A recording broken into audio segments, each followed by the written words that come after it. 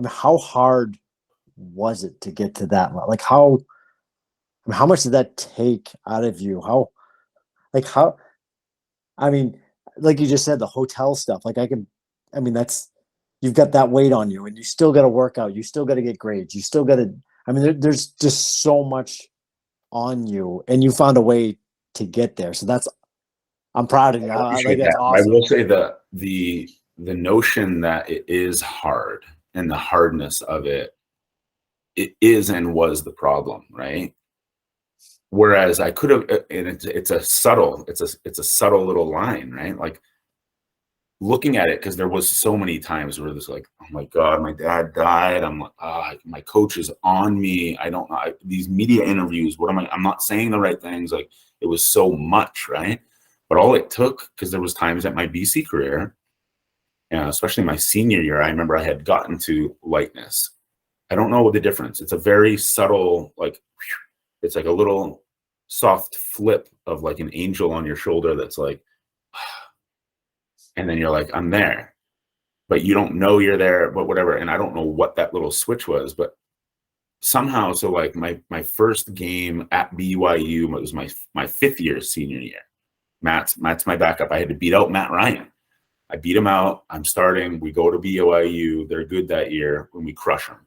But I remember before the game, first game of the season, I'm sitting there before the game and I'm looking at the mountains and I'm like, man, these mountains are beautiful. And just soaking in how beautiful the mountains were overlooking the stadium. I'm like, I'm in a stadium with these mountains, these huge Rockies mountains. That's beautiful. Like I didn't care what happened in the game. Of course I cared. I cared tremendously, but it wasn't a weight on me. And I don't know what the difference is between the weight, when the weight was there, the weight was heavy. When the weight wasn't there, it was nothing. It was like, oh. And the BYU comes out and does this whole like Samoan dance, because they got all these Samoan guys and they're intimidating you. And I'm like, this is funny. Like, look at this. These guys think they're going to beat us. And we smoke them. And I don't know what that line was. And I'm still trying to figure this out, like in terms of a theme for this podcast here. But like, whatever that little shift is, it's something like grace. It's something like taking the weight off of what we're all doing here, because all it does is crush the spirit that we have inside of us for whatever it is that we're meant to do. And I've been on both sides. So to answer your question, when it was all the times, whatever it is that I did that made me kind of be able to continue on in whatever way I did in my career was not hard. The good things were actually easy. It was light. I had worked, I had put the time in. I had the good, my brain can work. I can see, I can throw. I've done all this, right? The ones that the bad moments, the moments of like, how did that interception happen? Oh my God, thinking about interception, then another interception happens. And that was hard. The hard part of it was the negative, was what made the negative, made bad things happen. And the bad things become more bad things. The light side, the ones that made, that was easy in some weird way, right? It's like, what Tom's doing and what Aaron Rodgers has done in their career and like Patrick Mahomes right now, it's actually not hard. They're not struggling. They're having fun. They're like showing the world how cool their talents are. And I'm at least lucky to have tasted some of that and tasted that lightness. And so same in my business career right now. Like I feel like I'm just going to be light in my conversations. It comes across to the person I'm talking to. And I'm now at the point about to be 40 where I'm like, I'm done with that heavy, tough. I don't need to wake up and put all this pressure on myself. I'm going to show what I've got. I've got some skills. I've got some talents, and here we go. Let's go. You want to do business? Let's do business. And it comes across really well. So yeah, the good stuff is actually easy. It's interesting. Like I told you, JT and I have been doing this ultra running thing, and I see so many parallels to what you're saying. It's the one thing, like when I'm trying to run a ridiculously long distance. I don't know how you do that, by the way. I run a mile and I'm like, oh, this is so brutal.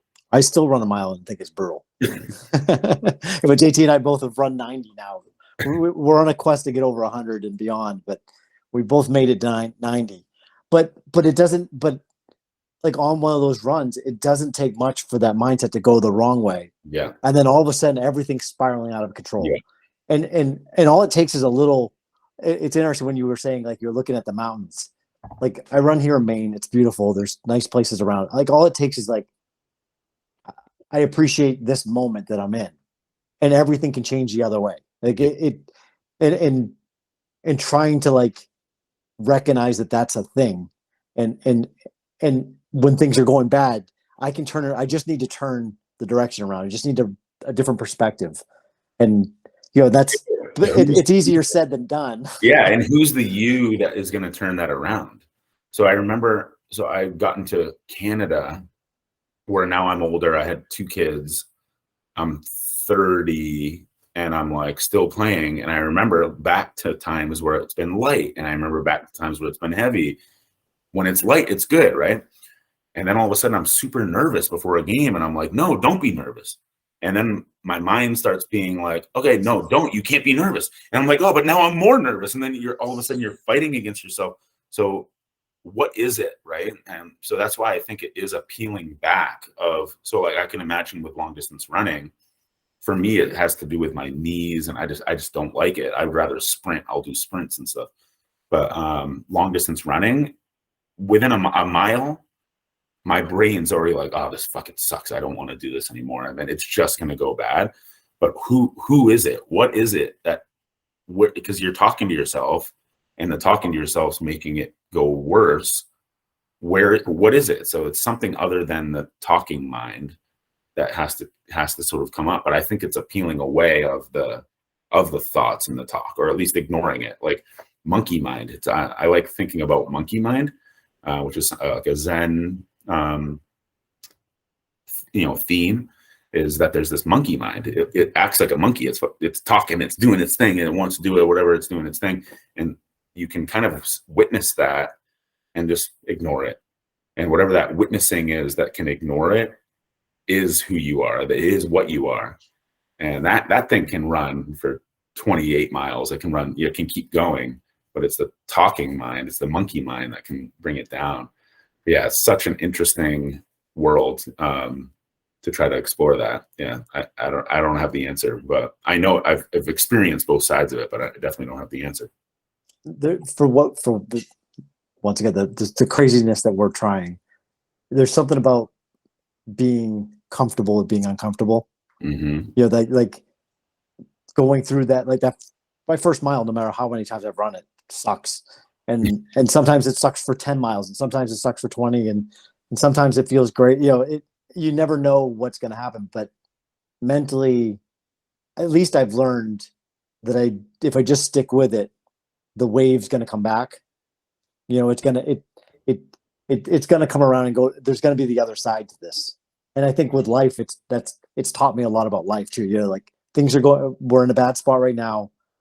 I just got to get to the other side of this, and believing that there is another side. Yeah. And I think for me, that's what I think I've learned in my little journey recently doing this stuff. With the running, when you do come on the other side, so like the first mile sucks, and then you somehow are like, something says, keep going. There's another side to it.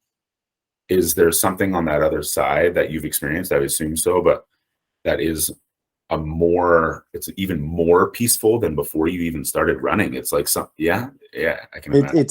It's like, I mean, for me, I literally feel like my body was designed for this. Like this is the purpose. You know what I mean? And then and there's the mile one, but like so JT and I did this race where we both went up around 90 miles, and you have so many ups and downs. You're like, I can't go another step, and you somehow make yourself do it. And then for